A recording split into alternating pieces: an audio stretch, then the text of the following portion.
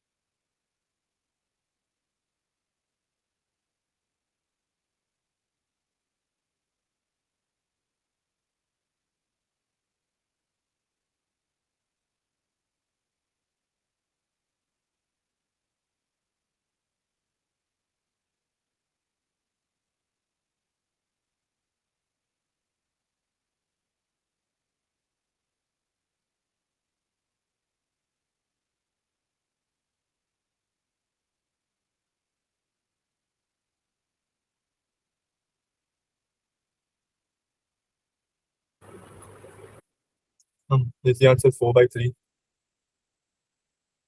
Okay, let's see.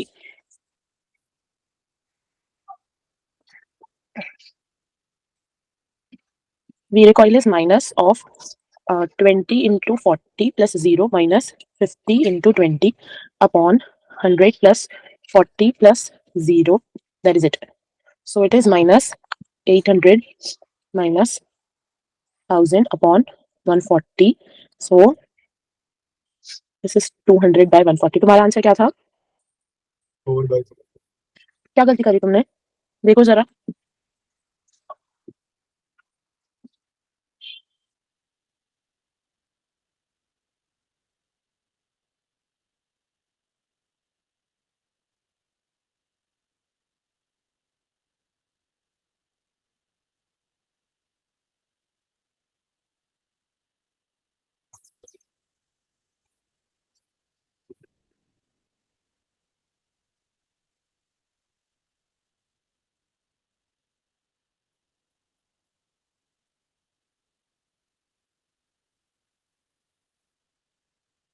फिर आपने numerator में क्या किया? न्यूमरेटर में 20 into 40 पहले ऑब्जेक्ट के पहले वाले पर्सन के, और देखो हम मोमेंटम सबके लिए ऐड करते हैं ना, लेकिन माइनस साइन के साथ ऐड करते हैं।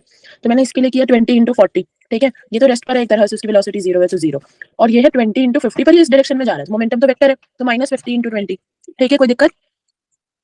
हाँ पर ये जो पहले वाला object with respect to plank है और सेकंड वाला विद रिस्पेक्ट टू ग्राउंड है तो उससे हाँ, तो मोमेंटम में तो हम सबका ही मोमेंटम ऐड करते हैं। नीचे जो मास होता है ना, यहाँ पे sigma capital sigma small m, उसमें सिर्फ उसका मास ऐड करते हैं जिसका रिलेटिव दे रखा होता है, जैसे इसका और इसका, पर इसका 0 ही है। अच्छा, एक सेकंड रुको। इसका भी तो मास ऐड करेंगे, इसको भी तो दे रखा है 30 में। एक सेकंड, इसका भी मास ऐड करेंगे ना, क्योंकि इसका भी प्लैंक के रिस्पेक्ट में ही दे रखा है। तो ये कितना हो जाएगा? ये यहाँ तक तो ठीक है, यहाँ पे 170 हो जाएगा। हाँ, तो अब भी तुम्हारे वाला आंसर तो नहीं आ रहा है, 20/17 आ रहा है। हम नीचे जो नीचे क्या था, इधर क्या था, sigma of momentum upon capital M and sigma of masses, उनका जिनकी रिलेटिव वेलोसिटी गिवन है, रिलेटिव वेलोसिटी इसकी गिवन है, इसकी गिवन है, इसकी तो ग्राउंड से गिवन है, तो इसका मास नहीं लेंगे। समझ में आया? हम्म, हाँ हाँ। क्वेश्चन को ध्यान रखो, थोड़ा इंपॉर्टेंट क्वेश्चन है ये, ठीक है? ये अपने 40 के लिए 20 नहीं है?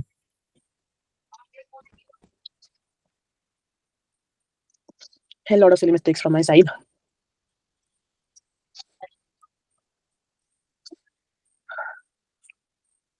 अच्छा, तुम्हारे वाला ही आंसर आ गया तो, है ना? हाँ हाँ। चलो ठीक है। I apologise for this question anyway, for the calculation anyways. चलो अब चले कोलिजन पर। हाँ हम्म,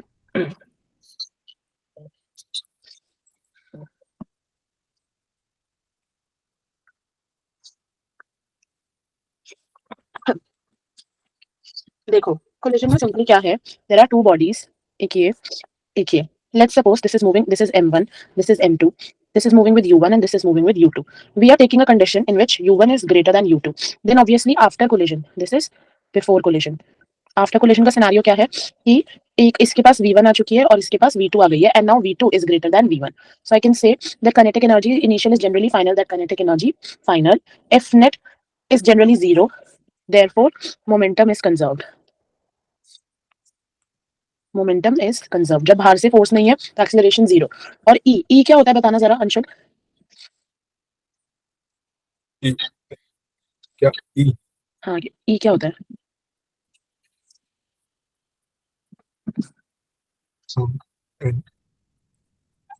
कोएफिशिएंट ऑफ रेस्टिट्यूशन। चलो एक बार नोट करो इसे यहाँ तक।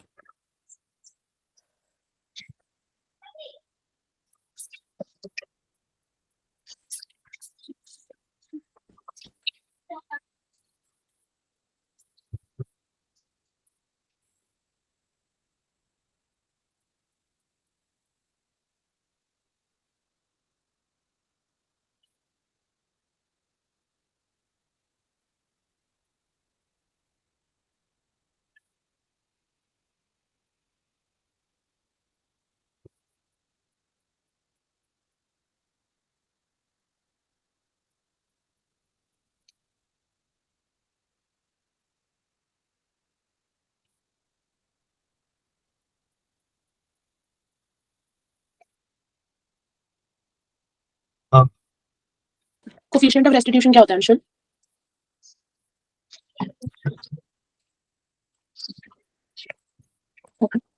बताओ। देखो, coefficient of restitution in collision is simply just कितनी रिलेटिव वेलोसिटी से वो सेपरेट हो रहे हैं अपॉन में कितनी रिलेटिव वेलोसिटी से वो मिल रहे थे। ठीक है, तो मतलब मैं तुम्हें कहूँ कि E इक्वल्स टू 1, मतलब जितनी तेजी से वो पास आ रहे थे उतनी तेजी से वो दूर भी जा रहे थे। आई कैन से कि velocity of approach is equals to velocity of separation. ऐसे टाइप के ही कोलिजन को हम बोल देते हैं ऐसे टाइप के कोलिजन को बोल देते हैं क्या? Perfectly elastic collision. Perfectly elastic collision. मान लो मैंने बोल दिया कि E इक्वल्स टू 0, मतलब वो लोग सेपरेट हो ही नहीं, bodies do not separate now. अब सेपरेट ही नहीं हो पाए, मतलब V2 माइनस दोनों साथ में ही मिल गए हैं एकदम से, तो इसको कौन सा कोलिजन बोल देते हैं? Perfectly in elastic collision. और मान लो इसके बीच में ही रह गया, E is not equal to 0 और 1, तो ऐसे को सिंपल इलास्टिक कोलिजन बोल देते हैं। नहीं, इन इलास्टिक बोल देते हैं सिंपल। एक बार ये लिखो।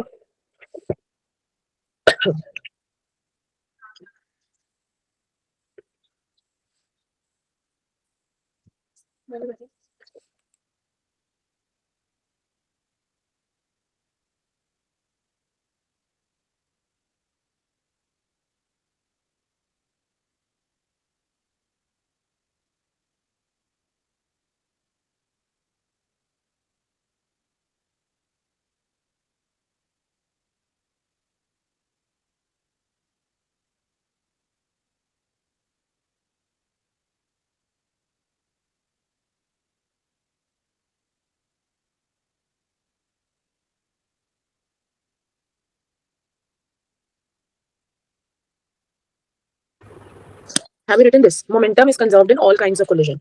ओके, चलो अब एक जनरल केस देखते हैं। हमें जनरली अगर कोलिजन लगाना है किसी भी उसमें तो इसके 3 फॉर्मूला होते हैं। याद हो जाए तो बहुत बढ़िया, ना याद हो तो ऐसा नहीं है कि क्वेश्चन होगा नहीं, पर लेकिन याद हो जाएंगे तो जल्दी हो जाएगा क्वेश्चन, बस इतनी सी बात है। ठीक है, जनरल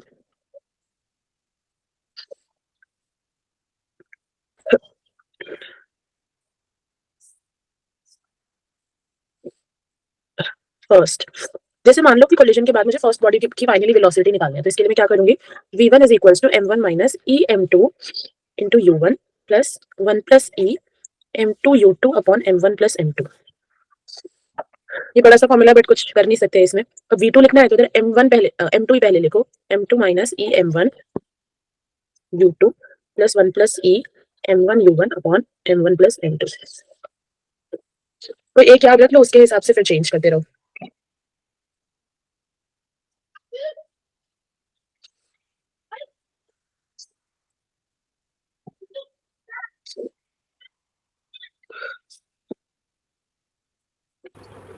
लिख दिया। Second is loss in kinetic energy. आपसे डायरेक्टली पूछा जाता है कि लॉस इन काइनेटिक एनर्जी कितना है, तो आपने क्या करोगे यहाँ पे, half into reduced mass into relative velocity का स्क्वायर 1 माइनस ई स्क्वायर। लिखो जरा इसे।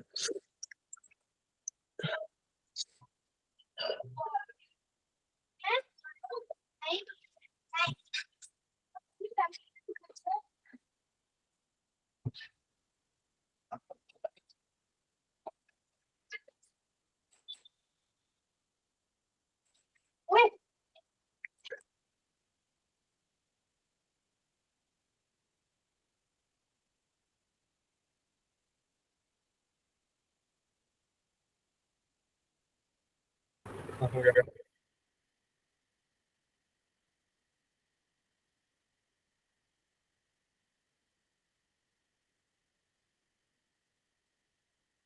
तुम्हें रिड्यूस्ड मास पता है कि क्या होता है? नहीं। देखो, रिड्यूस मास क्या होता है, जैसे मानो कि दो बॉडीज आपस में ऐसे मिल रही है, मानो ये m1 है, ये u1 से जा रही है, और ये m2 है, ये u2 से जा रही है। तो इस टाइम पे रिड्यूस मास हो जाएगा, देखो m1 m2 upon m1 plus m2, यानी reduced mass is product upon sum of masses m1 m2 upon m1 plus m2। Relative velocity कितनी हो जाएगी, अगर मैं ज्यूम ही कर लूं u1 is greater than u2, तो u1 माइनस u2 का होल स्क्वायर। अगर क्वेश्चन में लिखा है कि परफेक्टली इलास्टिक है, तो मैं क्या लिखूंगी, 1 minus 1 square, that is it. समझ में आया, अगर मेरा E1 हो जाएगा, तो E अगर मेरा 1 हो ही गया, अगर मेरा E1 हो गया तो ये पूरी टर्म जीरो हो जाएगी, है ना, ये पूरी टर्म जीरो हो जाएगी, तो ये पूरा ही टर्म जीरो हो जाएगा, जीरो मल्टीप्लाइड बाय जीरो, तो हम बोलते हैं loss in kinetic energy in perfectly elastic collision is zero. ठीक है, चलो।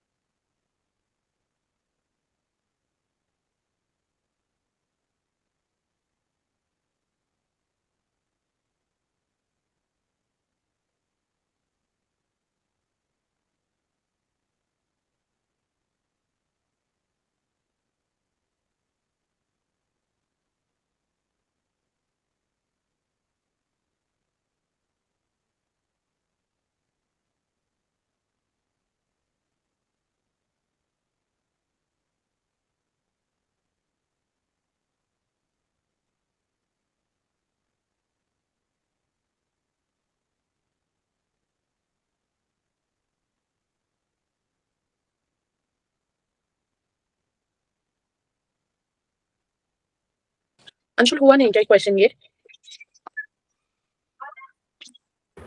एक मिनट बस होने वाला। ठीक है।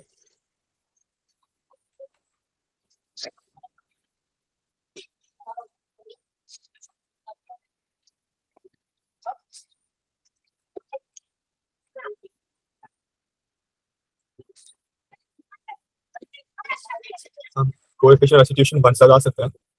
1 से ज्यादा नहीं, नहीं आ सकता।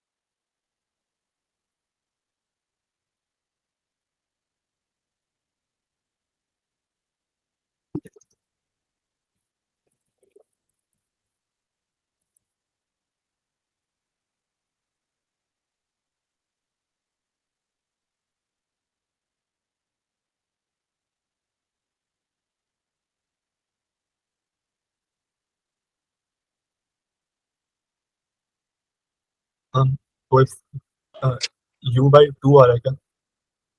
Yes, U/2 then E। E 1/8। ठीक है, 1/8 in loss and kinetic energy. मुझे नोट कर रहा है।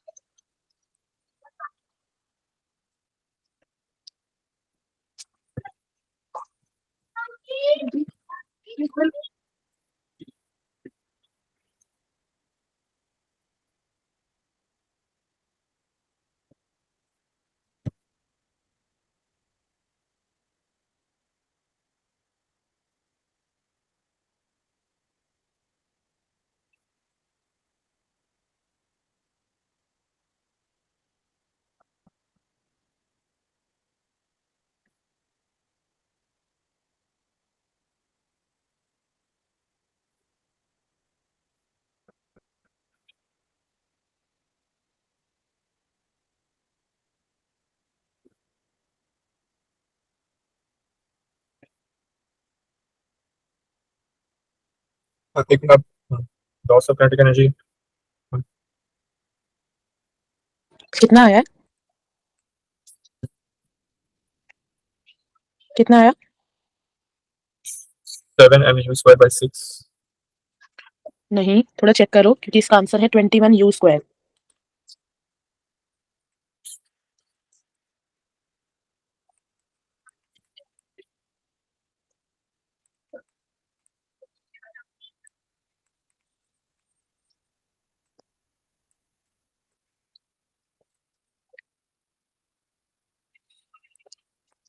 नहीं पर M आएगा ना उसके क्वेश्चन।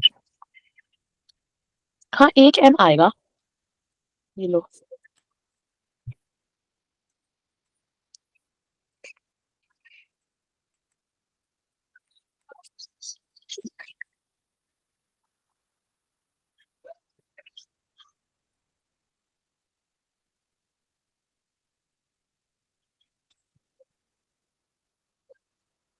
आप कर दो।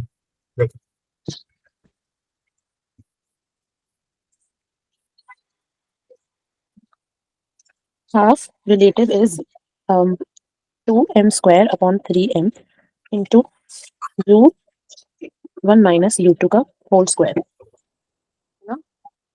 3U okay 1 minus E²।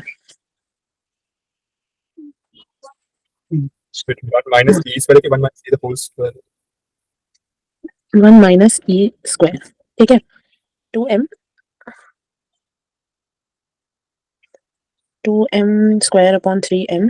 This is एक वेलोसिटी जो 1 3u माइनस प्लस u हो जाएगा ना ये हम्म, होल स्क्वायर एंड 1 - 1/64. ठीक है, एक सेकंड जरा रुको, एक सेकंड रुको. वेलोसिटी, ठीक है, तो half 2m/3 into 16u² into 63/64. ये आ रहा है तुम्हारा? नहीं मैं ई को स्क्वायर करना भी देता सारा so, अच्छा,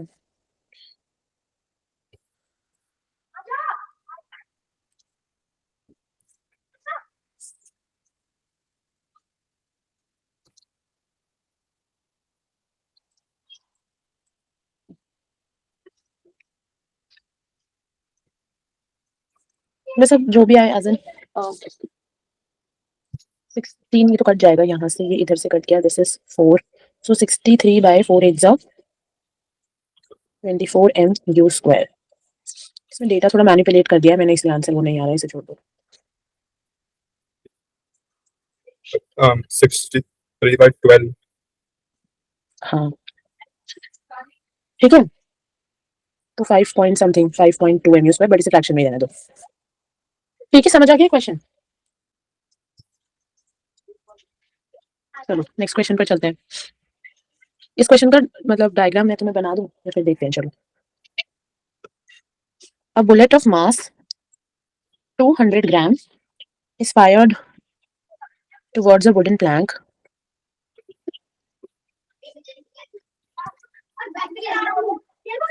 suspended by a 1 meter long thread. Suspended by a 1 meter long thread.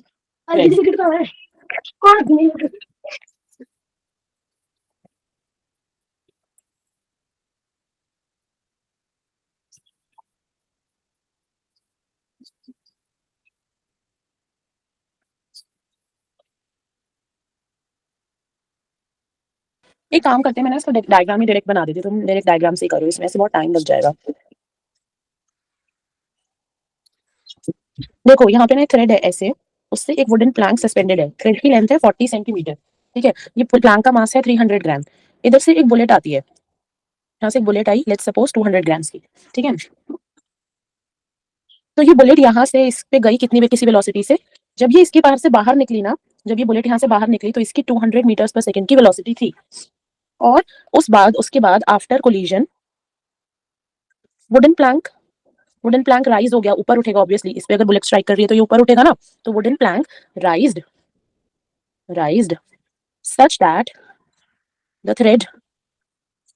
thread made an angle of 60 degree with vertical. 60 degree with vertical. तुम्हें बताना है first find velocity of initial, लिख लो, find initial velocity of the bullet. Second find E. तुम्हें question समझ आया क्या? Question, bullet यहाँ से कितनी किसी वेलोसिटी u से गई, वो u नॉट गिवन. ये कोलिजन करने की पहले का सिनेरियो, कोलिजन करने के बाद ये बुलेट तो बाहर आ गई और ये जो ब्लॉक है ये इतना राइज हो गया कि इसने वर्टिकल से 60 डिग्री बना लिया. समझ में आई ये बात? तो अब आपसे पूछ रहे हैं कि स्टार्टिंग इनिशियल वेलोसिटी कितनी थी और ई कितना था. कर पाओगे ये क्वेश्चन? I got it. ठीक है.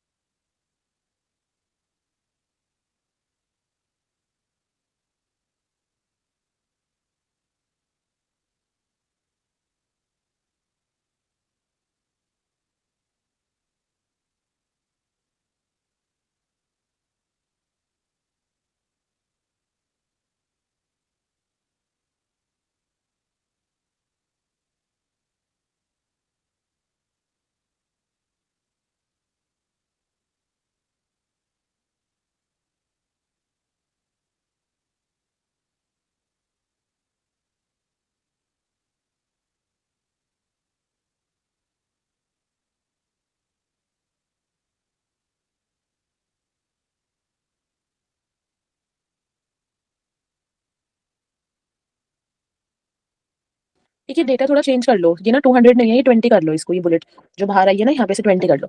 ठीक है, चलो.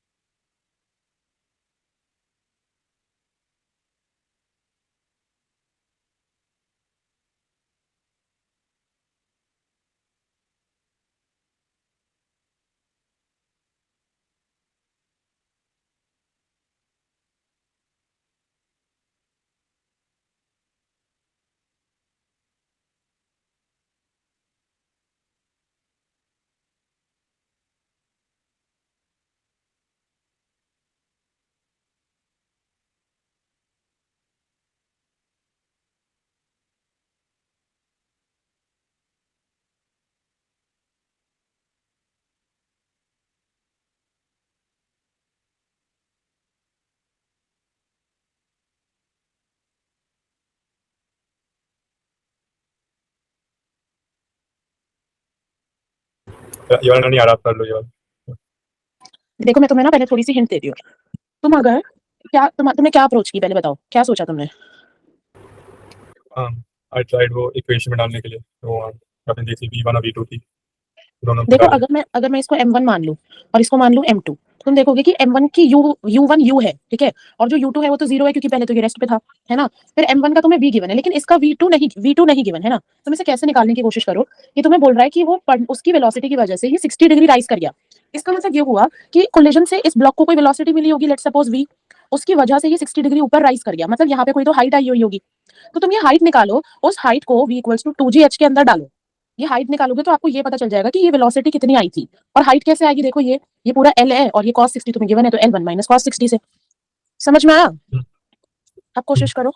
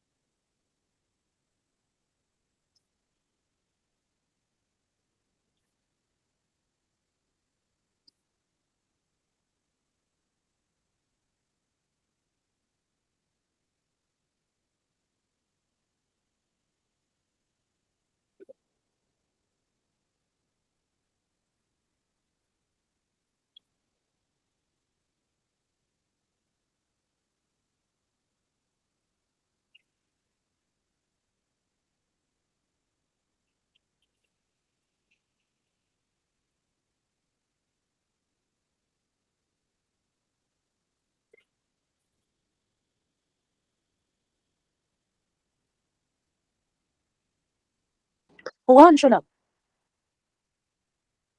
एक मिनट।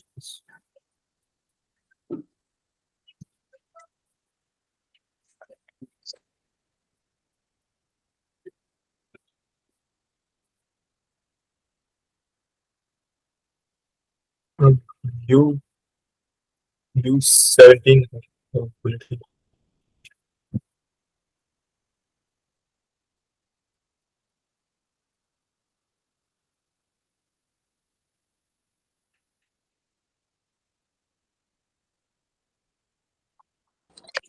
चलो let's see. Velocity of Planck कितनी आएगी? √2gh। मैं लिख सकती हूँ √2 L minus 1 cos 60।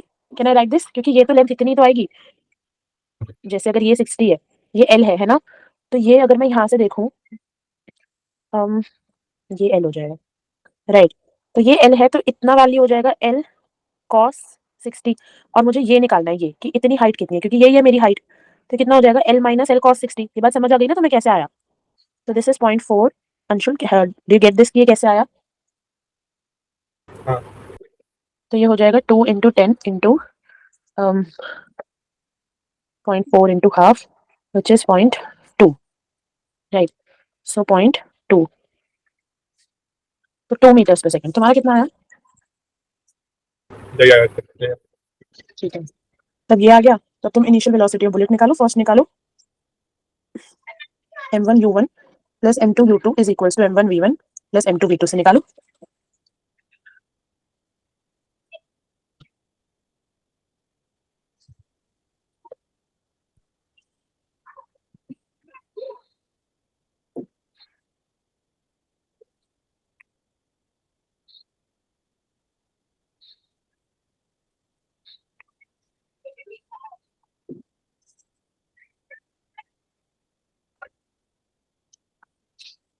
23. 23 meters per second, yes. So V2 is 23 meters per second. E निकालो. Hmm.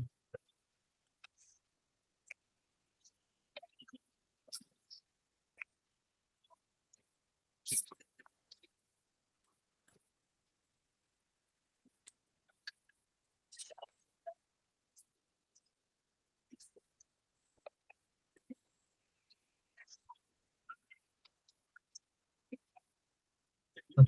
18/23. 18/23. हाँ ठीक है. 18/23.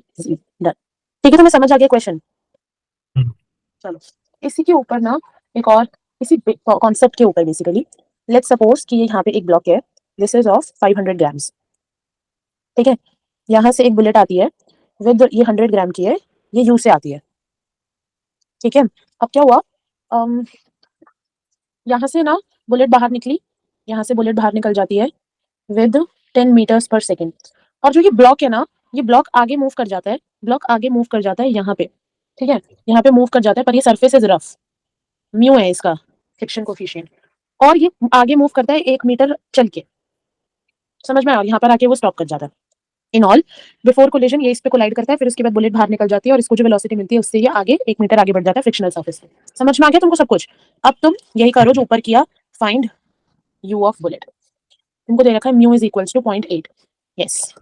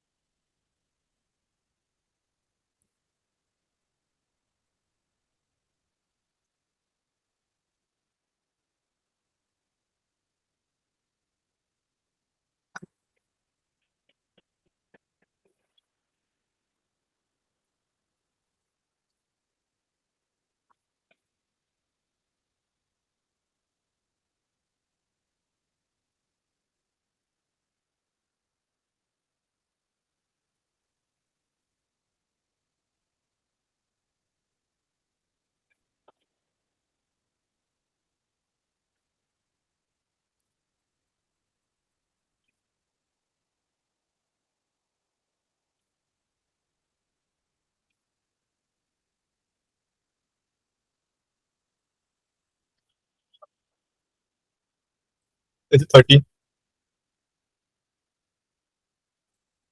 30 meters per second. यस. ठीक है, ई बता दो.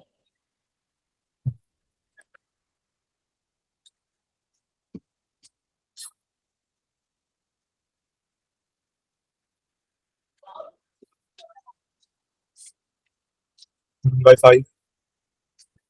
1/5 डन. ठीक है, चलो देखो परफेक्टली, अगर मैं स्पेशली हेडिंग दे दूं ना इस चीज की कि परफेक्टली इलास्टिक कोलिजन, तो इसके अंदर ना एक कॉन्सेप्चुअल होता है परफेक्टली इलास्टिक कोलिजन. इसके अंदर ना एक कंसेप्चुअल होता है क्या, मैंने तुम्हें अभी बताया था, क्योंकि इसके अंदर ई की वैल्यू 1 हो जाती है. Therefore loss in kinetic energy में अगर तुम ई की वैल्यू 1 डालोगे तो वो 0 आएगी, है ना. तो इसके अंदर आपसे ना बहुत डायरेक्टली एक क्वेश्चन पूछते हैं कि ना, लिख ही देती हूँ मैं वो कि एक मास है 8 kg का, एक मास है 8 kg का, it is moving towards a stationary mass of 2 kg, this is stationary. ठीक है, तो आपको बोलते हैं कि आफ्टर कोलिजन, अगर इसकी काइनेटिक एनर्जी k थी, तो बोलते हैं कि ना after collision what is the kinetic energy of 8 kg block, ये पूछते हैं। ठीक है, तो तुम्हें ना क्या करना है, इसमें तुम डायरेक्टली तो कर ही सकते हो, पर फिर भी ध्यान रखो, एक ना फॉर्मूला होता है, अगर मैं तुम्हें बोलूं m1 minus m2 upon m1 plus m2 का होल स्क्वायर, अगर तुम ऐसे कर देते हो ना, तो ये हो जाता है fraction of kinetic energy lost, fraction of kinetic energy lost. और अगर मैं इस पूरे फ्रैक्शन को वन में से माइनस कर दूं, 1 minus m1 m2 upon m1 plus m2 के होल स्क्वायर को, तो होता है fraction of kinetic energy retained, kinetic energy retained. तो तुम अगर ध्यान से देखोगे तो इस क्वेश्चन में ये यही बोल रहा है कि कितनी बच गई है 8 kg के पास, मतलब रिटेन्ड, कि रिटेन्ड कितनी रह गई 8 kg के पास। तो इसका आंसर इस फॉर्मूला से निकाला जाता है। बताओ जरा ये आंसर कितना आएगा।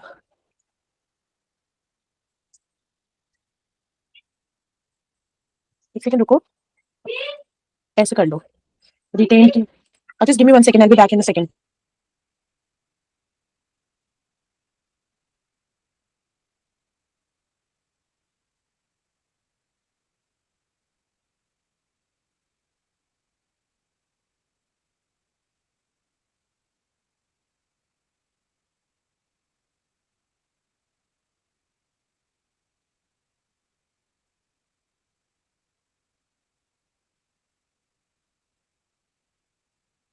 हो गया। दूसरा वाला फॉर्मूला यूज करो उसके लिए। हाँ,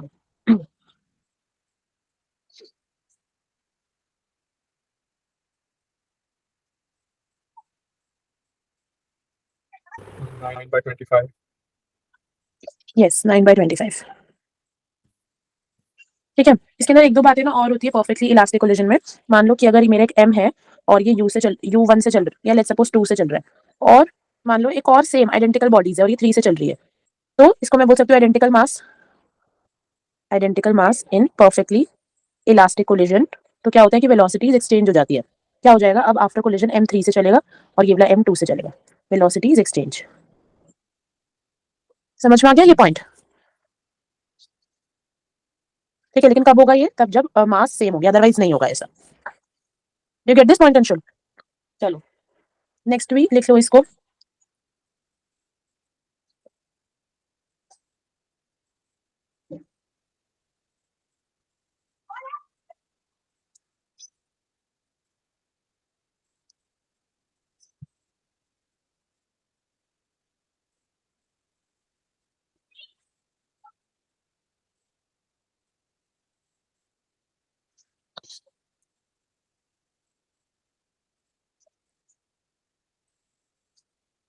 देखो परफेक्टली इनइलास्टिक कोलिजन क्या होता है कि दो बॉडीज आपस में कोलाइड करी और आपस में जाके चिपक गई, तो अब वो वेलोसिटी ऑफ सेपरेशन है ही नहीं, तो मैं कह सकती हूँ कि मेरा जो ई है वो जीरो हो गया। तो इस केस में हम ये इक्वेशन लगाते हैं, और इस केस में क्योंकि ई जीरो हो गया, तो लॉस इन काइनेटिक एनर्जी कितना आएगा, half into m1 m2 upon m1 plus m2 into you relative का होल स्क्वायर।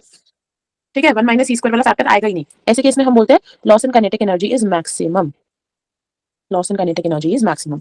इसमें एक और भी पॉइंट याद रखना कि if mass of the body is same, if mass of the bodies are same,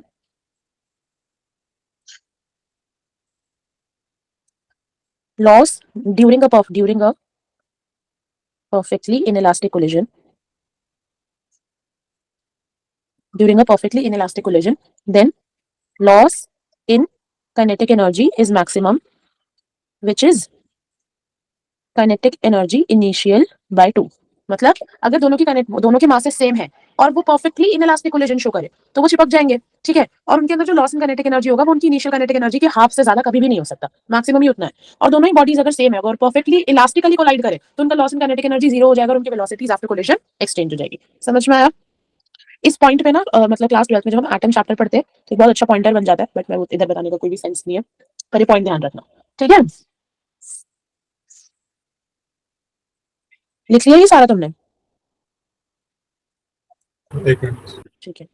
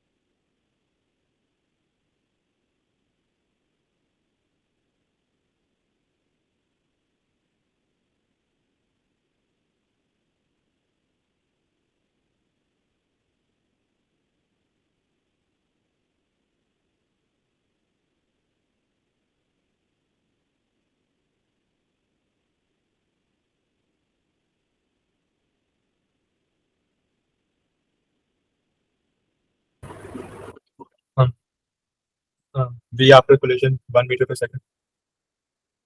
ठीक है, फिर loss in kinetic energy Okay. 9 9 joules. ठीक है, 1 मीटर्स पर सेकेंड 9 जूल्स। डन। चलो अब ये देखो कि अगर मैंने तुम्हें बोला कि एक बुलेट ऐसे जा रही थी और वो एक ब्लॉक के अंदर एम्बेड हो गई, बुलेट एम्बेड्स इन दी ब्लॉक, एम्बेड्स का मतलब उसके अंदर धस गई, इसका मतलब अब बिफोर को आफ्टर कोलिजन वो दोनों बॉडी साथ में चिपक गए, तो ये भी तो एग्जांपल परफेक्टली इनइलास्टिक का हो गया ना। तो इस चीज को तुम खुद समझना सीखो कि एक्चुअली में उसने बोला भी नहीं कि परफेक्टली इनइलास्टिक है, पर उसने जो वर्ड लिख दिया कि the bullet embeds in the block, this means कि परफेक्टली इनइलास्टिक है।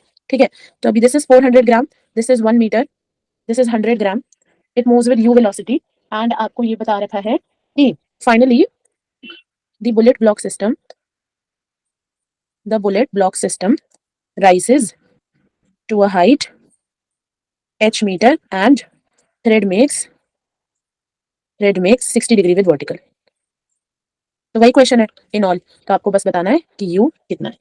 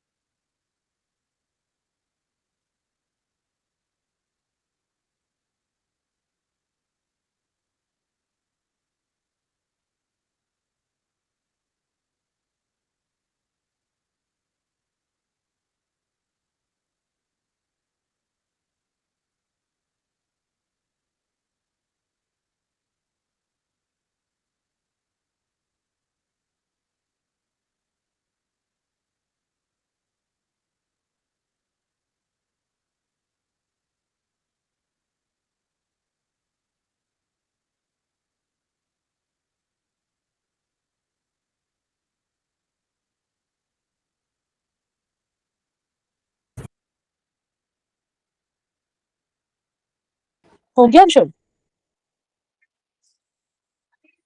I,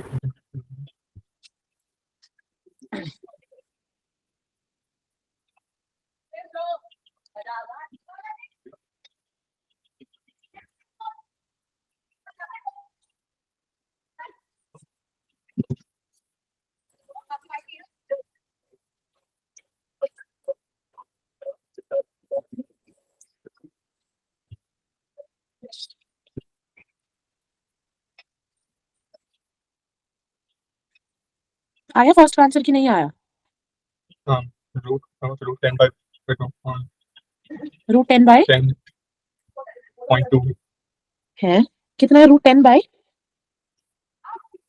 0.2 बहुत अजीब आ रहा है। क्या तुम्हारी हाइट, तुम्हारी वेलोसिटी कितनी आई? root 10 ठीक है, तो वेलोसिटी 10 मीटर्स, रूट 10 मीटर्स पर सेकेंड आ गई। अब क्या करना है तुमको? अब इनिशियली 100 वाला जो मतलब 0.1, चलो ग्राम में ही ले लेते हैं सब कुछ।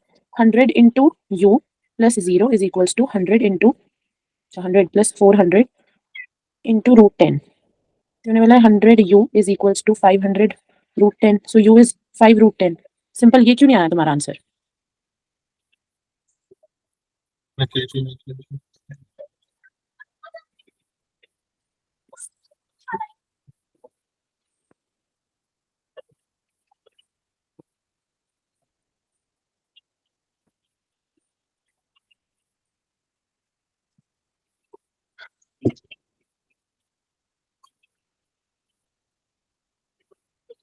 मैंने आई थिंक kg में किया और मैंने 0.5 को 1/2 करके किया इससे तो उससे चेंज तो नहीं आना चाहिए, तुमने केजी में भी किया तो 0.1 u is equals to 0.5 into root 10। हाँ मैंने 0.5 को 1/2 करके किया। अच्छा, तो फिर u by 10 is equals to 1/2 root 10, तो ये लो अभी भी वही आएगा 5 रूट 10। नहीं मैंने 0.1 को 0.1 नहीं रखा, बस 0.5 को 1/2 किया था इससे वो। इसलिए तुम्हारा आंसर ये आ रहा है, तो कुछ भी मतलब करो, आ तो खैर वही रहा है, पर इतना मेस्ड अप कैलकुलेशन कैसे कर रहे हो तुम? 5 रूट 10 ये सिंपली हो जाता है ना। मतलब ठीक है, तुम्हारा आया तो फिर सही है रेनॉल्ड। चलो ये करो।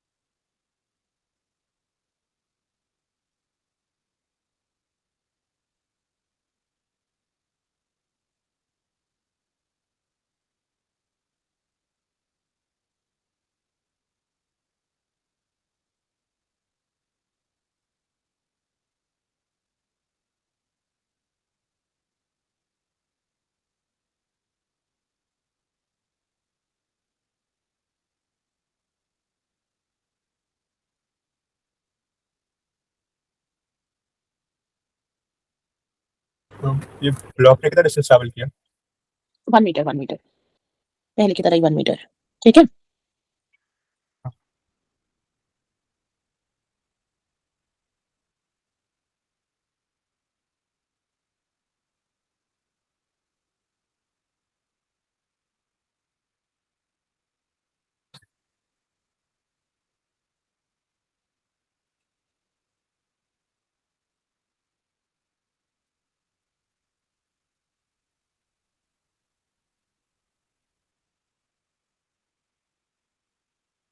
20 मीटर पर सेकंड है। What is the answer? 20। just give me 1 second.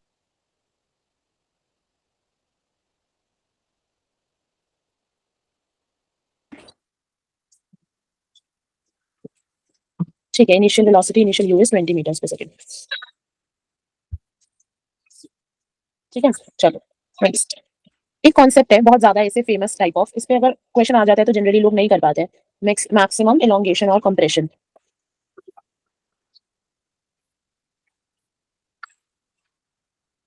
Maximum elongation and compression. देखो इसके अंदर ना क्या होता है बेसिकली, मानो कि मेरे दो ब्लॉक्स हैं, लेट्स सपोज M1, और ये स्प्रिंग से बंधे हुए हैं, लेट्स सपोज M2। ठीक है, इनकी जो ये है K, now this is U1 and this is U2। हुआ क्या कि मैंने, ये लोग किसी वेलोसिटी से जा रहे हैं, लेट्स सपोज कि ये ऐसे एक सिस्टम था जिसके भी कोई वेलोसिटी नहीं है, मैंने यहाँ पे इस ब्लॉक को किक कर दिया या फिर एक वेलोसिटी दे दी, सिंपल सी बात है। तो अभी K है बीच में, तो हम अज्यूम करते हैं कि दोनों ब्लॉक्स की वेलोसिटी U1 U2 अलग है। पर एक पॉइंट ऐसा आएगा जब ये स्प्रिंग अपनी मैक्सिमम कंप्रेशन पर होगी M1 M2, या फिर ये स्प्रिंग अपनी मैक्सिमम एक्सटेंशन पर होगी M1 M2। This is the case of maximum compression and this is maximum elongation। इस टाइम पे क्या होगा, इनकी वेलोसिटीज कॉमन हो जाएगी, v v v v। तो मैं क्या कह सकती हूँ कि इनकी v रिलेटिव क्या हो जाएगा, इन दोनों केसेस में 0 हो जाएगा, क्योंकि इनको एक they will attain a common velocity. ये बात समझ में आई? कॉमन वेलोसिटी, कॉमन वेलोसिटी निकालोगे कैसे, m1 u1 plus m2 u2 gives m1 plus m2 into u, just like perfectly inelastic collision. ठीक है, समझ आया?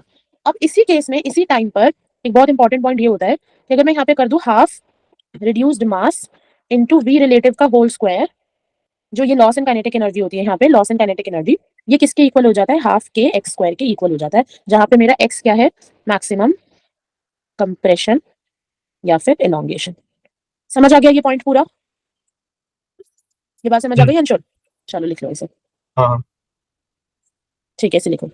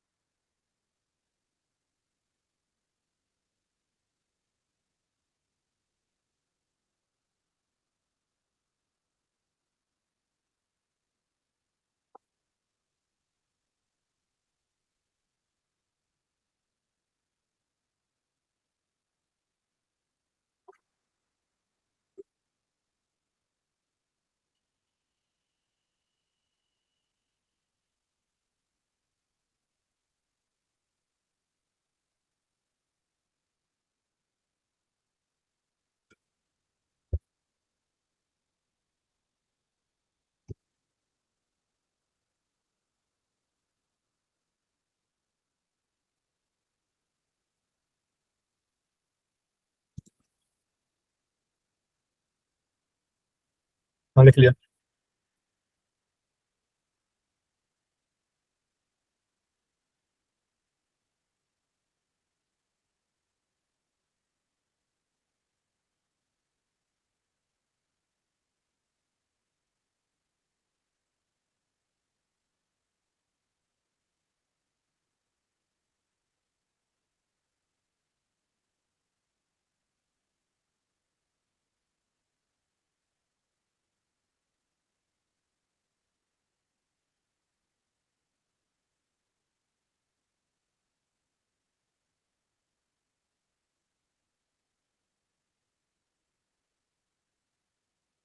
चलो एक बार ट्राई करो इस क्वेश्चन को। यहाँ पे ये जो सिस्टम है ये तो ऊपर वाला ही है, उससे पहले एम इससे जाके परफेक्ट इनइलास्टिकली कोलाइड कर रहा है, तो ट्राई करो।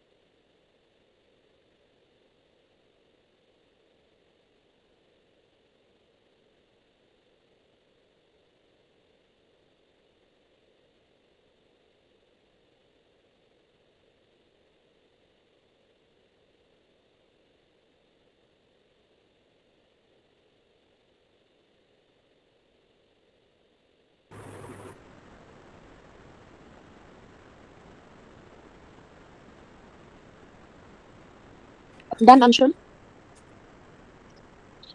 हमने यहाँ पे कर सकते हैं ये वाला। ठीक है, देखो इसमें पेन,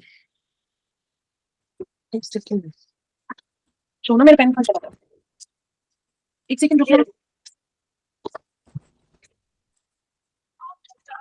देखो इनऑल, अगर तुम्हें ये वाला फॉर्मूला लगाना है ये v वाला, या फिर तुम्हें कोई भी फॉर्मूला लगाना है एज इन, तो तुम ये देखो कि इस ब्लॉक पे एक्चुअली में कितनी वेलोसिटी आ रही है ना, क्योंकि इसी ब्लॉक पे तो लगा पाओगे कि भाई M B U B plus M C U C is equals to M B plus M C into V common, यही करोगे ना तुम, तो इन ऑल तुम्हें इसकी और इसकी वेलोसिटी चाहिए, यस और नो? तो इसकी वेलोसिटी तो होगी नहीं, अगर मैंने आके इसको टकराया तो ये तो अभी भी रेस्ट पे ही रहेगा, इसकी इनिशियल वेलोसिटी जीरो, इसकी वेलोसिटी आएगी बी की जो भी आएगी, और उसकी वेलोसिटी कैसे आएगी, जब तुम ये वाले ब्लॉक को इस पे जाके चिपका देते हो बिल्कुल, तो इनके बीच में परफेक्टली इनलास्टिक की आप कंडीशन लगा दो ना, आप M U plus zero is equals to two M into V, ये वी जो आएगा ये इसकी वेलोसिटी आएगी। समझ में आया कि मैं क्या कह रही हूँ? आप कर पाओगे क्या? हाँ ट्राई। हाँ ट्राई करो।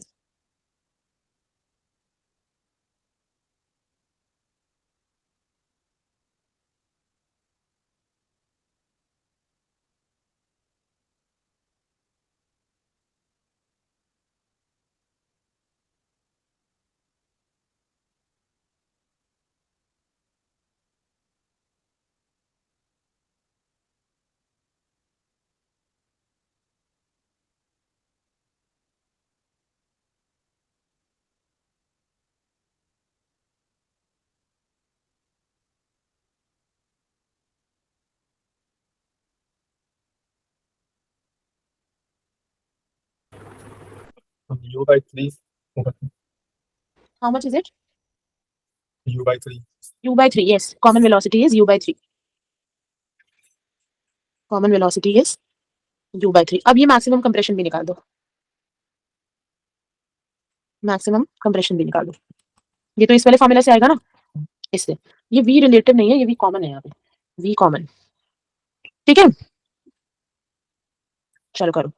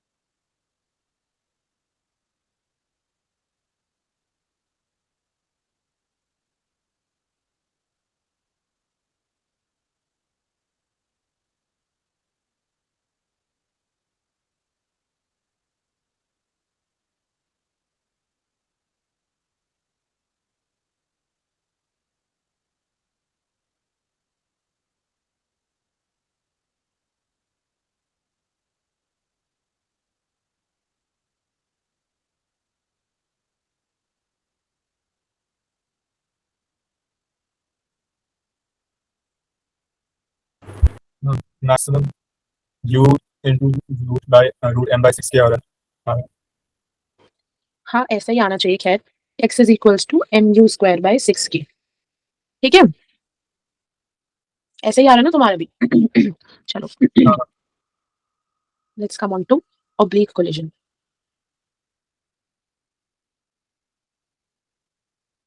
ऑब्लिक कोलिजन क्या होता है, देखो ध्यान से सुनो। अभी तक क्या हो रहा था कि आपकी ना एक लाइन बनी हुई थी ऐसे, अभी तक क्या हो रहा था कि एक लाइन ऐसे थी, पहले उसने कोलाइड किया, फिर इसने कोलाइड किया, और कोलिजन के बाद भी ये लोग ऐसे और ऐसे ही जा रहे थे, है ना। अब क्या हो रहा है, ये सिनेरियो थोड़ा बदल रहा है, अब ये लोग एंगल पर जा रहे हैं।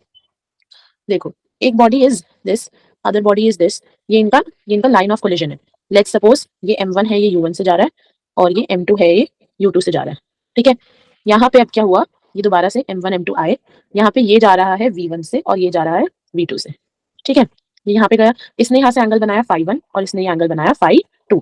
तो इस केस में अब क्या होगा, मोमेंटम तो हर टाइप की कोलिजन में कंजर्व रहता है ना, तो अब क्या होगा, तुम बोलोगे m1 u1 plus m2 u2 is equals to इसी लाइन की वेलोसिटी, तो वो क्या हो जाएगी, ये m1 है लेट्स सपोज, ये हो जाएगी m1 v1 cos φ1 plus m2 v2 cos φ2। क्या ये बात समझ में आई? ये तो बात इंपॉर्टेंट है, ये तो नॉर्मल सी बात है, इससे ज्यादा इंपॉर्टेंट ये बात है कि तुम देखो इनिशियली सारी वेलोसिटी मेरी एक्स डायरेक्शन में ही है, फाइनल वाई डायरेक्शन में कोई भी वेलोसिटी है ही नहीं, नहीं है ना। और हमें पता है कि हर टाइप के कोलिजन में डेल पी इक्वल्स टू 0 होता है, यानी मोमेंटम कंजर्वेशन रहता है, मोमेंटम चेंज नहीं हो सकता। तो तुम ये बताओ, यहाँ पे वर्टिकल में वेलोसिटी आ रही है, जबकि आनी तो नहीं चाहिए। क्यों आएगी? जब इनिशियली नहीं है तो फाइनल भी नहीं आनी चाहिए, क्योंकि हमें मोमेंटम कंजर्व करना है।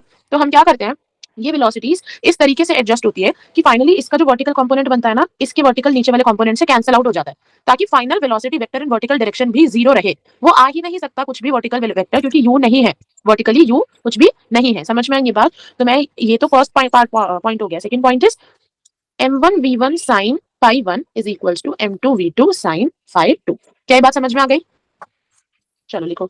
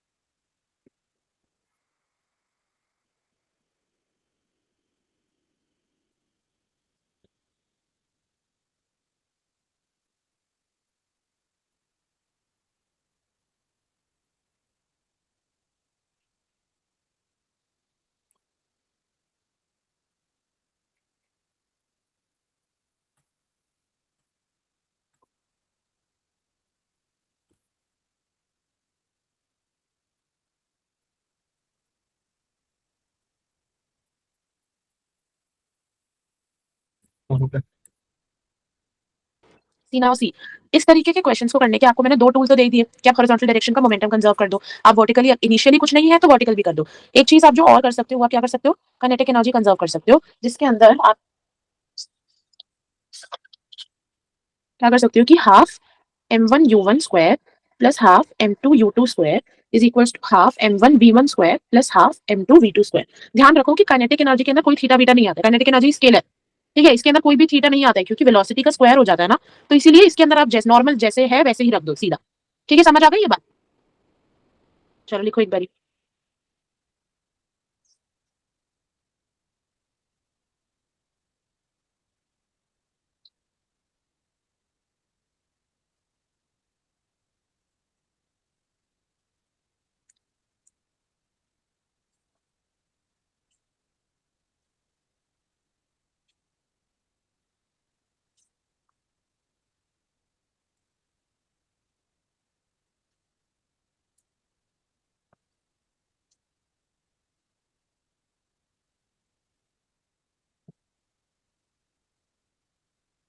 देखो इसके अंदर क्या पॉइंट होता है, हमने पहले 2D कोलिजन में क्या पढ़ा था कि अगर दो मासेस सेम है और आपस में कोलाइड कर रहे हैं परफेक्टली इलास्टिक कंडीशन में, तो उनकी वेलोसिटीज एक्सचेंज हो जाती है। यहाँ की कंडीशन क्या होती है, जब दो बॉडीज जिनका मास सेम है और वो इलास्टिकली कोलाइड कर जाते हैं, तो उनके बीच में जो एंगल बन जाता है ना, वो 90 डिग्री का बन जाता है, just like this M U M V let's suppose. तो इनके बीच का जब एंगल है तो क्या बन जाएगा, 90 degrees. This is theta and this is 90 minus theta. Do get it? Okay देखिए,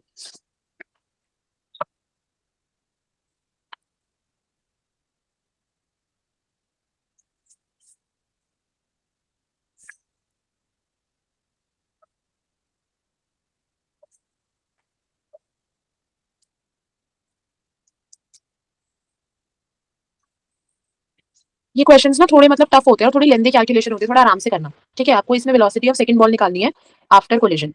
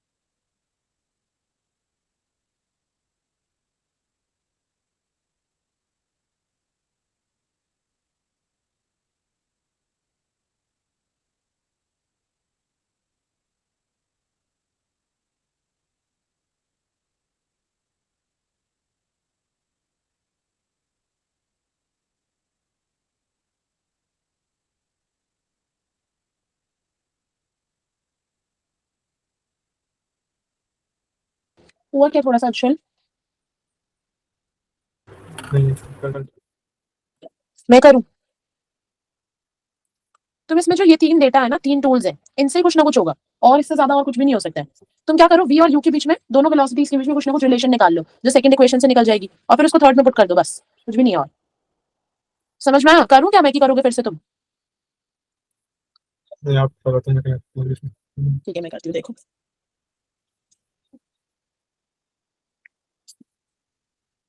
देखो पहले तो ये समझो कि मासेस सेम है और इलास्टिक कोलिजन है, तो पक्का ये वही कंडीशन है कि इसने अगर थीटा एंगल बनाया है तो ये क्या बनाएगा यहाँ पे 90 माइनस थीटा। तो मैं ये कह सकती हूँ कि लेट्स सपोज इसका v1 आ गया और इसका v2 आ गया, तो I can say that mv sin theta is equals to mv1, I mean mv1 sin theta is equals to mv2 sin 90 minus theta को मैं cos थीटा लिख दूं, है ना? तो मैं ये कह सकती हूँ क्या कि v1 is equals to v1 sin theta is equals to v2 cos theta. काम करो, इसका ये मैं देती हूँ तुमको।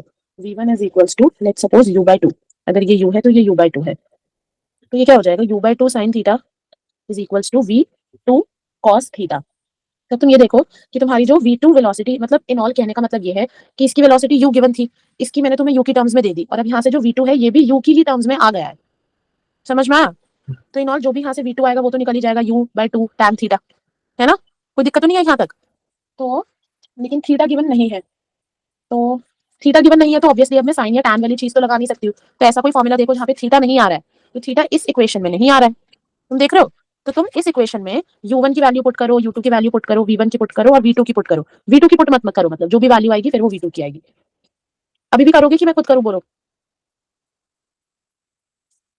बताओ। अभी आप कर दो, मैं नेक्स्ट पे जाता हूँ। ठीक है चलो, ये u बाय 2 अगर यहाँ पे गिवन था तो let's come on to kinetic energy की equation, half M you square plus zero, क्योंकि ये तो यहाँ पे रेस्ट पे था, देखो जीरो। ठीक है, तो half M you square gives half M U by 2 का whole square plus half M v2 का स्क्वायर। तो हाफ एम को काट देते हैं, U square is equals to U square minus U square by 4 is equals to v2 का square. This comes out to be v2 कितना आ जाएगा, √3u/2 metres पर सेकेंड। समझ में आ गई ये चीज? अब ये देखो कि इसका सेकंड पार्ट क्या था। इसका सेकंड पार्ट ये था क्वेश्चन का कि तुमको क्या निकालना है, find angles of both balls with horizontal after collision. After collision तो हमने ऊपर एक फॉर्मूला डिराइव किया था, क्या किया कि v2 is equals to u/2 tan theta, है ना? तो और v2 मेरा खुद कितना आ गया, v2 मेरा यहाँ से आ गया, so it's actually √3u/2 is equals to u/2 tan theta, ये तो कट गया, tan theta is equals to √3 and theta is equals to 60 degree. मतलब मैं कह सकती हूँ कि मेरा ये थीटा 60 आ गया, तो ये 90 माइनस थीटा 30 आ जाएगा। क्या ये बात समझ में आ गई? समझ में आ गई सब? नोट करना है तुमको? हाँ हाँ चलो।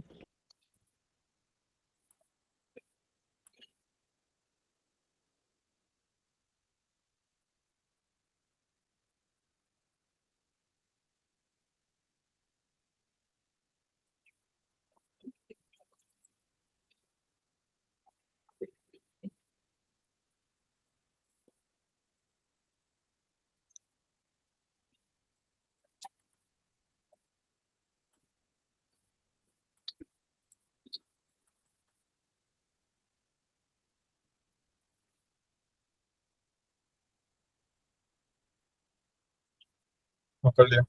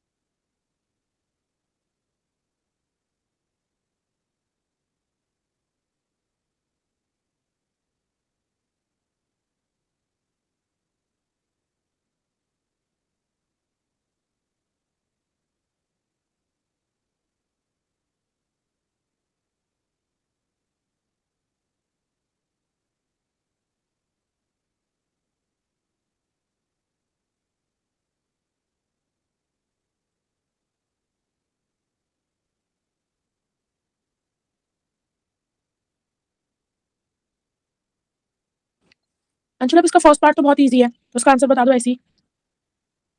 हाँ, 50 अब सेकंड करना है, इसमें 2 इक्वेशंस लगेंगी, सोचो इसको कैसे करोगे।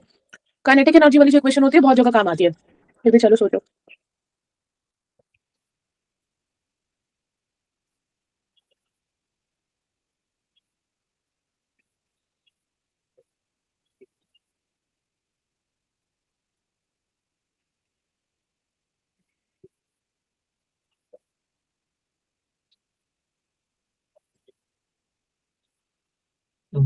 V1 0.8 U और V2 0.6 U।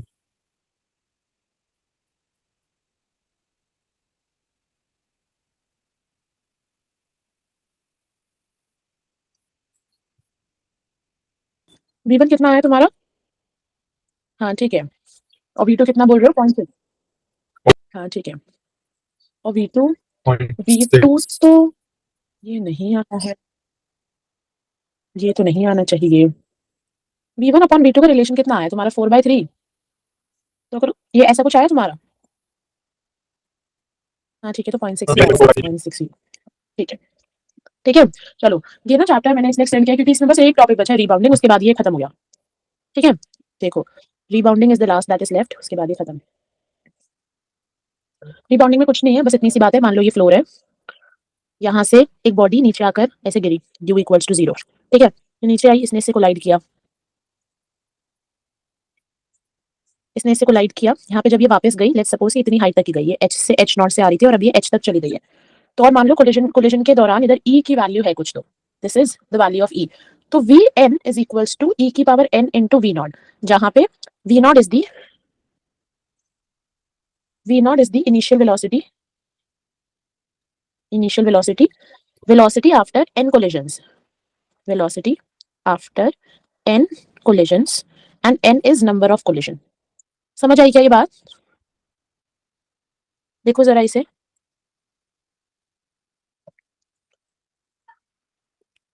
हाँ ऐसे ही आपसे पूछते हैं कि एच एन कितना हुआ, कितना, अगर ये एच मतलब ये एच है, ये कितना हुआ एक कोलिजन के बाद या कैसे भी।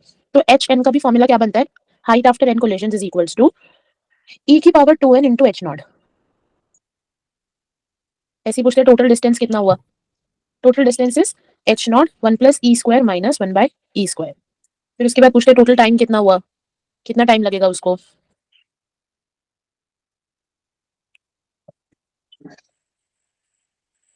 तो ये होता है 2h/g एच नॉट और 1 प्लस ई 1 माइनस ई। समझ आया?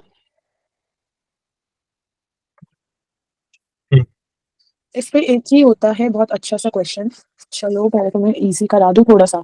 देखो, इजी वाला इज, एक ball is falling from height is equals to 20 meters, E की वैल्यू इज गिवन 0.5 या हाफ। ठीक है, तुम्हें बताना है total distance after which the ball stops. ये फर्स्ट है और सेकंड ये है, second is total time after which the ball stops. तो डायरेक्ट फॉर्मूला ये कुछ है ही नहीं इसमें तो।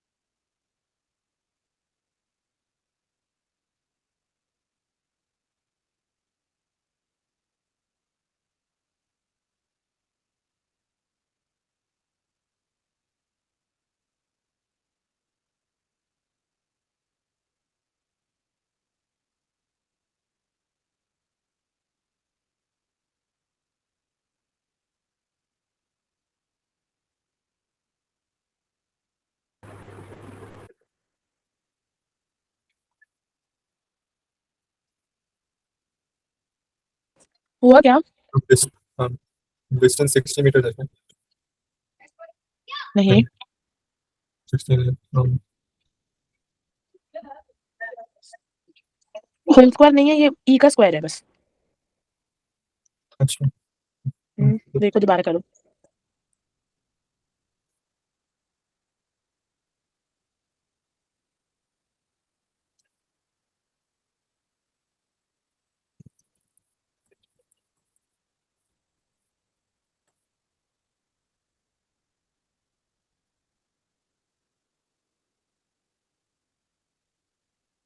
डिस्टेंस 100/3।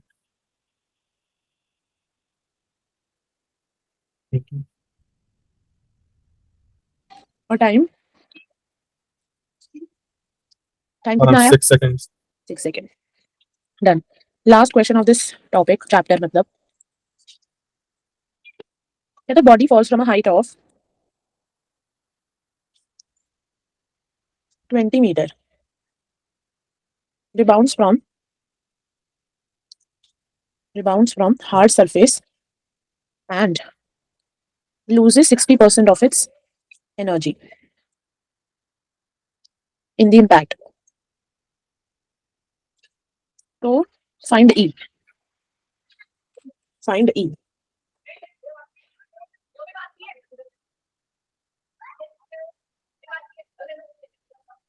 कोशिश करो।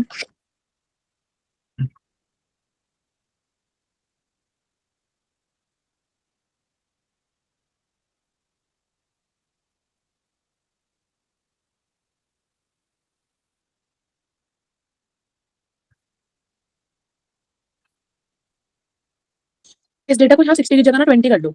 Loses 20% of the kinetic energy.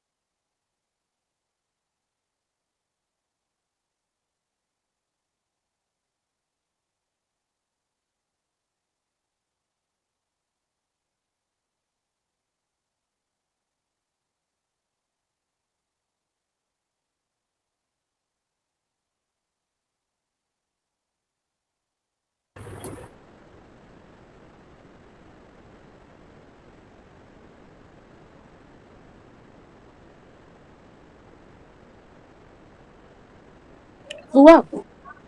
हुआ कि नहीं हुआ? इसका आंसर रूट 2/√10। 2. 2/√10 कि 2/√5? हम्म। चल देखो, ऐसे भी तो, कह रहा है कि उसने 20% लूज कर दिया, है ना?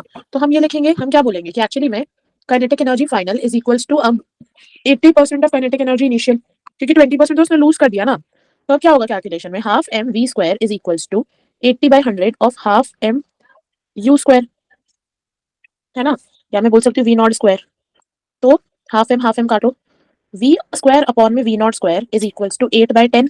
तो मैं कह सकती हूँ v upon v not is equals to under root of 0.8, और यही तो होता है v N is equals to ई की power N into 0.8 into V nought. तो इन ऑल मैं ये नहीं कह सकती हूँ कि मेरी ई की power N is equals to 0.8 का अंडर रूट, और क्योंकि एक ही कोलिजन हुआ है, फर्स्ट इम्पैक्ट की बात है ये सारी, तो मेरा एन भी 1 है, तो मेरी ई की वैल्यू कितनी आ गई, 0.8 का अंडर रूट।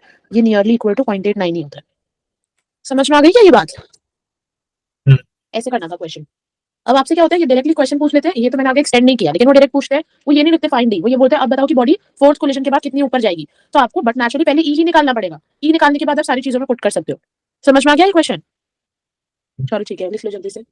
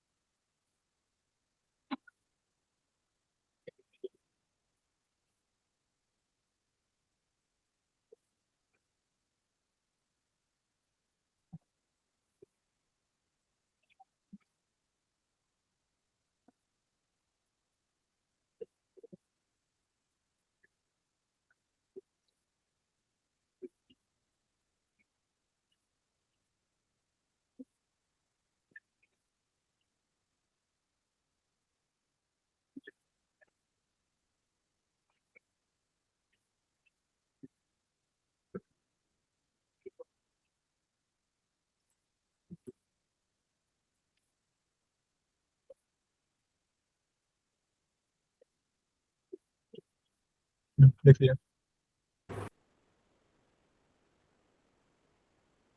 ठीक है, अब तुम्हें 5 मिनट का ब्रेक चाहिए क्या? थोड़ा सा एनिमल किंगडम करेंगे, क्या करें बताओ? हाँ 5 मिनट में करते हैं। ठीक है ठीक है, get back here in 5 minutes.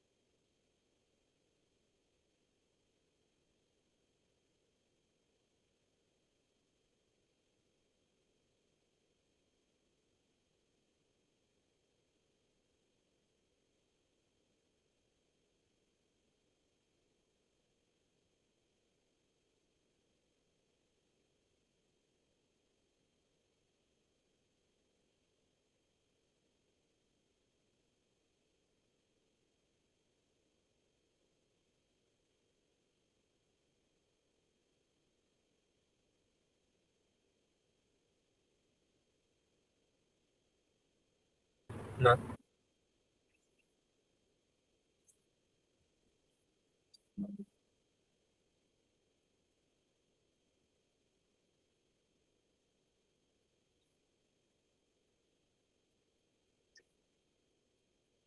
Anshul, just give me 1 minute. I'll extend your class to at least 3-4 minutes, 5 minutes. Okay. yeah.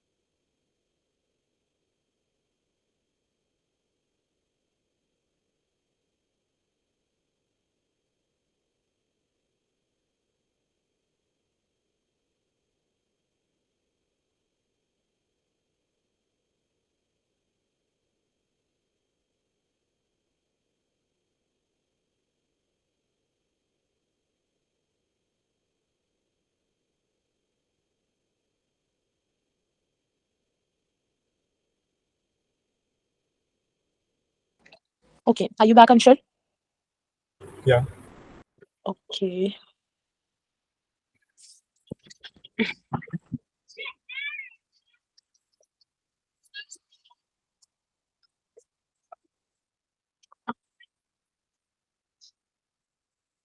हमने कहाँ तक किया था? एस्केलमेंथिस तक है ना? हाँ. चलो let's come on to Annelida. So Annelida it can be aquatic and marine. पहले तो मुझे बताना मरीन और फ्रेश वाटर में क्या डिफरेंस होता है? Marine water and fresh water में क्या डिफरेंस होता है? बताओ. फ्रेश वाटर मतलब रिवर वाटर. मतलब ज़्यादा मरीन ज़्यादा सॉल्ट ज़्यादा होता है. हाँ तो तभी ocean water and fresh water मतलब रिवर वाटर. ठीक है. तो ये एक्वेटिक यानी नमक के पानी में और ऐसे भी दोनों में ही मिल जाते हैं. टेरेस्ट्रियल भी रह सकते हैं, फ्री लिविंग भी और समटाइम्स पैरासिटिक भी, किसी से चिपक कर भी. They exhibit organ system level of body organisation. बताओ ऑर्गन लेवल कहाँ से स्टार्ट हुआ था? एस्केलमेंथिस से. नहीं, ऑर्गन लेवल कहाँ से स्टार्ट हुआ था? प्लैटिहेल्मिन्थ. हाँ यस, प्लैटिहेल्मिन्थ से. चलो. दे आर बाइलेटरली सिमेट्रिकल मतलब बीच से काटूंगी तो दो पार्ट्स अलग अलग हो जाएंगे.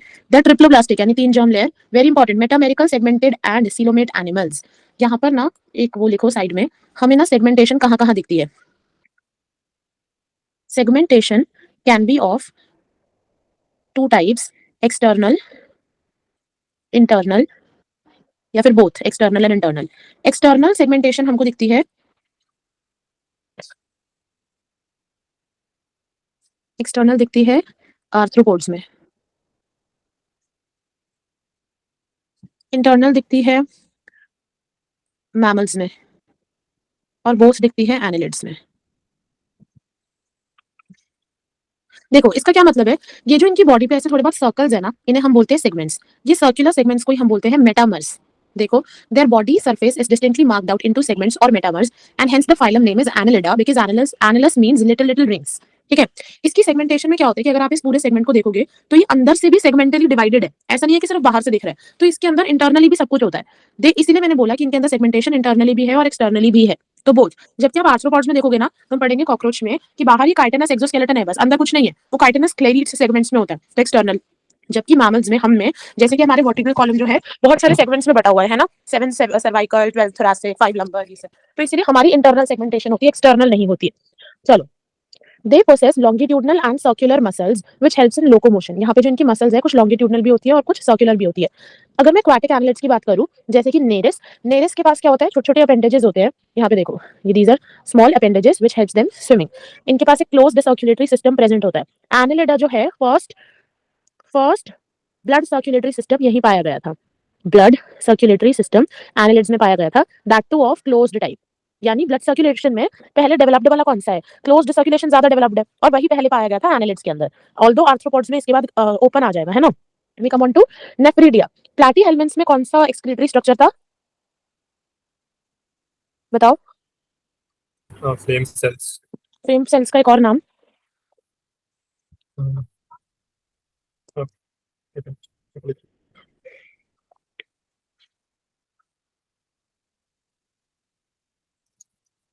फ्रेम सेल्स का एक और नाम क्या होता है, बताओ। प्रोटोनेफ्रिडियम। Yes, protonephridia. प्रोटोनेफ्रिडिया से ही आगे इवॉल्व होकर नेफ्रिडिया मिलता है, जो कहाँ पाया जाता है, एनलिडा में। और प्रोटोनेफ्रिडिया का एक और नाम क्या होता है, प्रोटोनेफ्रिडिया का एक और नाम है सोलेनोसाइट्स। लिखा था हमने बुक में, है ना, सोलेनोसाइट्स। चलो, नेफ्रिडिया क्या करता है, ऑस्मो रेगुलेशन और एक्सक्रीशन में हेल्प करता है। इनके पास न्यूरल सिस्टम की अगर मैं बात करूं, तो न्यूरल सिस्टम में पेयर्ड गैंग्लिया होता है, connected by lateral nerves to a double ventral nerve cord. देखो, गैंग्लिया क्या होता है, जब बहुत सारे साइटॉन्स आपस में आके मिल जाते हैं, उसे गैंग्लिया कहते हैं। ठीक है, तो इनके पास पेयर्ड गैंग्लिया है, इस वर्ड को मार्क कर लो, पेयर्ड। और दूसरा क्या है कि इनके पास लेटरल नर्व्स भी है, जो कि डबल वेंट्रल, सॉलिड ऐड करो इसके आगे, सॉलिड नर्व कॉर्ड के अंदर जाता है। हम ये आगे पढ़ेंगे कि हमारी जो नर्व कॉर्ड होती है वो हमारे पीछे डॉर्सल साइड में होती है ना। So it is actually dorsal. एक ही होती है तो सिंगल, और उसके अंदर से स्पाइनल कॉर्ड पास करती है, तो दैट इज हॉलो। तो डॉर्सल हॉलो नर्व कॉर्ड सारे वर्टिब्रेट्स में होती है, पर ये सब तो इनवर्टिब्रेट है, तो इनके अंदर बिल्कुल उल्टा होता है। डॉर्सल नहीं होता, वेंट्रल होता है, सिंगल नहीं होता, डबल होता है, हॉलो नहीं होता, सॉलिड होता है। ठीक है, तो कहाँ से निकलती है ये paired ganglia with lot of nerves arise from here. Nereis aquatic form में, डाइशियस इज डाइशियस, मतलब नेरिस, देखो मैंने ना कैसे याद किया था, नेरिस को थोड़ा मॉडिफाई करोगे ना, तो वो हिंदी में वो नर और नारी बन जाएगा, है ना। नर और नारी मतलब मेल्स एंड फीमेल्स। तो जो नेरिस होता है उसमें मेल और फीमेल की कैटेगरी होती है, दोनों मेल और फीमेल अलग अलग है, हर्माफ्रोडाइट नहीं है। तो नेरिस एक्वेटिक फॉर्म जो है उसकी वो डाइशियस है, यानी मेल एंड फीमेल अलग अलग। बट अर्थवॉर्म की बात करोगे और लीचेस की बात करोगे तो ये मोनीशियस है, यानी दे आर हर्माफ्रोडाइट, मेल और फीमेल एक में। इनका जो रिप्रोडक्शन होता है सेक्सुअली होता है, ये सेक्सुअली नहीं होता। समझ में आ गई ये बात, ठीक है। फेरिटिमा अर्थवॉर्म को कहते हैं। Hirudinaria is blood sucking leech, and yes, Nereis तो इसका एग्जांपल है। डू गेट इट, कोई भी दिक्कत। चलो, let's come on to Arthropoda. देखो, आर्थ्रोपोडा सबसे पहली बात तो लार्जेस्ट फाइलम है एनिमल किंगडम का, जिसके अंदर इंसेक्ट्स वगैरह आते हैं। 2/3 of all named species on earth are arthropods. ये हम इकोलॉजी में भी पढ़ते हैं कि हर 10 एनिमल्स में से 7 एनिमल्स जो है वो इंसेक्ट्स ही हैं, and insects belongs to the phylum Arthropoda which is one of the largest phylum of Animalia. Okay, देखो, इनके पास organ system level of organisation होता है, बायलेटरली सिमेट्रिकल, 3 जर्म लेयर्स होती है, और सीलोमेट एनिमल्स होते हैं। इनकी बॉडी जो होती है कवर्ड होती है काइटेनस एक्सोस्केलेटन। इनकी बॉडी के अंदर हेड होता है, थॉरैक्स, एब्डोमेन, ठीक है, टेल नहीं होती है। जॉइंटेड अपेंडेजेस है, आर्थ्रोस को जॉइंट कहते हैं, और पोडा को अपेंडेजेस, दस द नेम आर्थ्रोपोडा। रेस्पिरेटरी, और इसमें वाला पॉइंट आगे ऐड करो, external segmentation present, external segmentation present. Respiratory organs के लिए इनके पास बहुत सारी चीजें, देखो, gills, book lungs, tracheal system. इसके अंदर ना यहाँ पे ये सब चीजें मेंशन नहीं है, चलो ठीक है। सर्कुलेटरी सिस्टम इनका ओपन टाइप है। Open type of circulatory system क्या होता है, बताना। वो वेसल्स ही करेंगे, वो बस कैविटीज में जाता है। हाँ, तो उन कैविटी को बोल देते हैं साइनस, ठीक है, blood sinus, pericardial sinus, visceral sinus. Sensory organs होते हैं इनके पास, antennae, eyes, compound and simple, statocyst और बैलेंसिंग ऑर्गन्स आर प्रेजेंट। इस पे करो, ये वाला पूरा जो फाइलम है ना, हम कॉकरोच के रिस्पेक्ट में पढ़ते हैं बहुत ज्यादा डीप में, उसके अंदर सारा बताया जाता है कि क्या है, तो मैं उधर ही सारी डिटेल्स कवर करूंगी, यहाँ पे बहुत सारी डिटेल्स और ऐड हो सकती है। इनके पास जो एक्सक्रीशन है, मालपीजियन ट्यूब्यूल है, जो कि सेक्रीशन में, एक्सक्रीशन में हेल्प करता है। तो मुझे ये बताओ कि मालपीजियन ट्यूब्यूल के अलावा और कौन से एक्सक्रीशन हो सकता है इसमें से, क्या कहते हैं, आर्थ्रोपोडा में। बताओ, हमने एक्सक्रीशन चैप्टर में पढ़ा था ये, बताओ, याद है।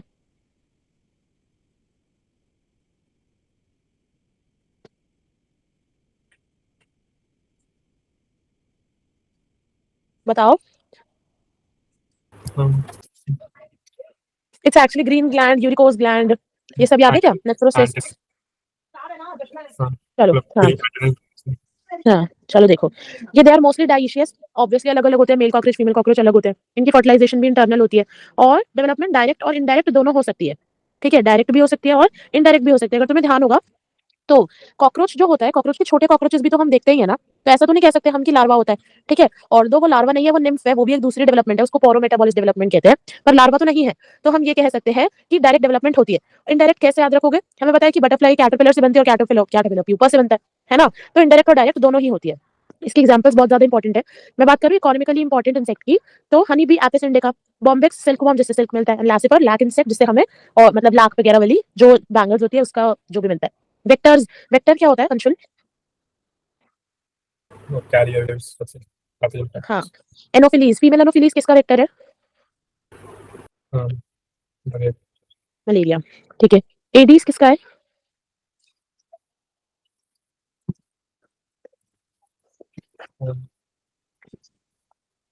बताओ। हाँ, डेंगू और